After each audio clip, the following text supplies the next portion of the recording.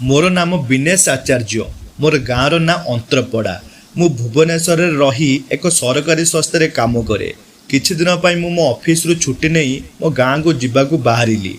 से दिन थाए गजलक्ष्मी पूजा। मो माउसी तंक घर पाखरे पूजार मेढ़ देखिया पाई मते तांको घर को डाकी थांती। मो माउसी घर मो गाँ ठारू किछि दूर रे अवस्थित। तेणु मु सरस्वती पूजा देखिबा पाई सकाळे उठी गाधुआ पाधुआ सारी माउसी घर को जीवाई मो पुराना साइकेल टे धरी बाहरी थाए। माउसी घरे पहुँची गजलक्ष्मी पूजार मेला बहुत भल भाव देखिलु। पूजार समस्त कार्यक्रम शेष होला परे मु माउसी घरे खाई पी विश्राम नहीं खटरे शोई थाए। दी पहरिया बेल पुणी गाँव माउसी घर को साइकेल नहीं चले आसबारे मु बहुत क्लांत हो जाइथिली। सेथलागी मोर आखि टिके लागिगला। निद भांगिला बेलू मु देखिली राति हो सारी। तेणु मु तरबर होई गाँ को जीवाकू बाहरिली।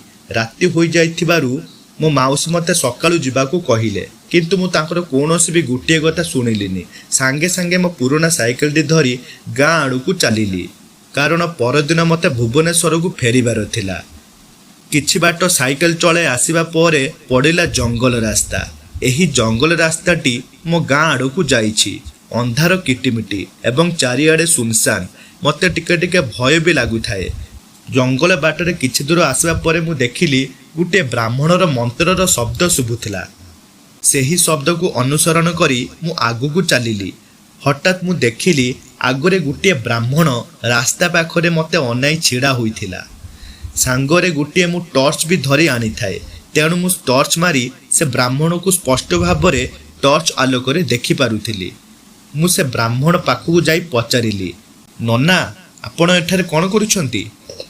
से ब्राह्मणटी कहिला, बाटबण हो जाइथिबारु जंगल रास्तारे अछंती। से अंतरपड़ा ग्राम को नुआ करी आसीछंती। गाँ रे छाड़ी देबा पई से मते अनुरोध करिबारु मु तांकर कोनोसी कथा को काटी पारिलिनी ओ तांको साइकेल रे बसेबा को कहिली। से पछरे साइकेल रे बसिले। किछि बाट आसिया परे मु से ब्राह्मण को पचारिली, नना आपण केबेठू ए गाँ को नुआ करी आसीछंती? किंतु पछरु कोनोसी भी शब्द शुभिला नाही। मु टिके आश्चर्य हेली ओ पछकु अनाइली। देखिली पछरे मो साइकेल रे केही भी बसी नथिले। मु सेठारे एकदम एकुटिया ही थिली। मु पूरा भयभीत होई गली एवं साइकेल चलाई आगु को जीवाकू बाहरिला बेले मु देखिली आग रास्ता पाखरे थिबा शाल गछरे गोटिए स्त्री लोकटीर तीनोटी कटा मुंड गछर चारिपटे बुलुछंती। मु सेठू पूरा चित्कार करी साइकेल टे खूब जोर रे चलाई गाँ आड़ को चलिली। मु मो गाँ रे पहुँची साइकेल टी को सांग सांग तले पकई चित्कार करी मो घर दुआरे चेताशून्य होई पड़ीगली। मोर चित्कार शुणी घर लोक आसी मो मुहरे पानी छिंचिले।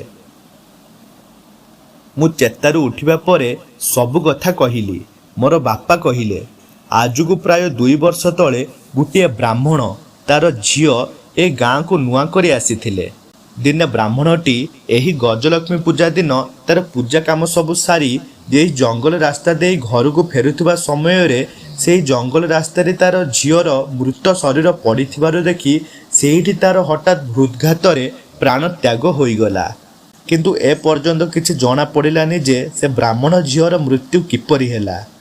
बापांकर एही कथा सुनी मु बहुत दुखित हेली एवं सेही दिन ठारू मु रातिरे केबे एका घरु बाहरे नाही।